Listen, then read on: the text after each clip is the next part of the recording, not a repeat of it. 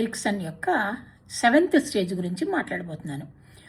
ఇప్పటివరకు నేను ప్రీవియస్ వీడియోస్లో 6 స్టేజెస్ గురించి చెప్పడం జరిగింది. ఓవరాల్గా 8 స్టేజెస్ ఉన్నాయి, సైకోసోషల్ స్టేజెస్.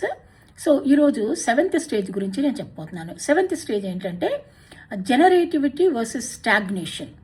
జనరేటివిటీ వర్సెస్ స్టాగ్నేషన్ అంటే ఇక్కడ ఎప్పుడైతే ఒక వ్యక్తి అన్ని పాజిటివ్ సైడ్స్ నుంచి గ్రో అవుతూ వచ్చాడో, ఈ 7th స్టేజ్లో జనరేటివిటీ అంటే ఉత్పాదకత, అంటే ఇతరులకు ఉపయోగకరంగా ఉండడానికి ప్రయత్నం చేస్తాడు. అంటే ఏంటి? He is very happy in he's life and he knows how to love others and he knows how to maintain intimacy with others. ఇవన్నీ మనం 6th స్టేజ్లో కూడా చూస్తాం. ఇంటిమసీ వర్సెస్ ఐసోలేషన్ అనమాట. అందరితో ఎట్లా సన్నిహితంగా ఉండాలి, ఎలా కలిసిమెలిసి ఉండాలి, ఎలా ప్రేమించాలి, మ్యారేజ్ చేసుకోవడం జరుగుతుంది.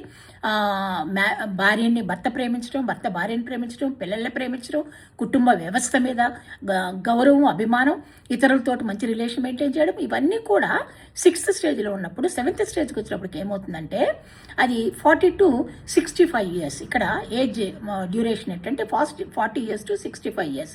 ఈ ఏజ్లో ఏమవుతుంది, వాళ్ళు ఏదైతే నేర్చుకున్నారో, వాళ్ళ యొక్క అనుభవాలు ఏమైతే ఉన్నాయో ఇతరులకి నేర్పించడానికి, భవిష్యత్తు తరాలకి వాళ్ళు చెప్పడానికి ప్రయత్నం చేస్తూ ఉంటారు. దీనికి ఒక best example, even after retirement కూడా వాళ్ళకి తెలిసినటువంటి విషయాల్ని వాళ్ళలోనే దాచుకోవాలని అనుకోరు. ఇతరులకు ఉపయోగకరంగా ఉండాలని, ఇతరులకి భవిష్యత్తు తరాలకి వాళ్ళకి తెలిసినటువంటి మంచి విషయాలు చెప్పడానికి ప్రయత్నం చేస్తూ ఉంటారు. ఇలా కాకుండా ఎవరైతే అసంతృప్తిగా వాళ్ళ జీవితాన్ని కంటిన్యూ చేశారో, ఐసోలేషన్లో ఉంటూ ఇతరులకి ఏ విధంగా కూడా ఉపయోగకరంగా లేకుండా, ఇతరులతో కలిసిమెలిసి ఉండకుండా ఒంటరిగా ఉంటూ ఉన్నారో వాళ్ళ పరిస్థితి ఎలా ఉంటుందంటే stagnation. They are not useful to other people. వాళ్ళ మీద వాళ్ళకే సరైనటువంటి అవగాహన ఉండదు కాబట్టి ఇతరులకు ఉపయోగకరంగా ఉండడం అనేది సాధ్యమనే పని కాదు. స్టాగ్నేషన్ అనమాట, స్తబ్దత. వాళ్ళ జీవితంలో ఏ విధంగా కూడా ఉపయోగకరంగా ఉండలేకపోవడం. ఇది 7th stage, generativity versus stagnation. ఇంకొక స్టేజ్ ఉంది, 8th స్టేజ్.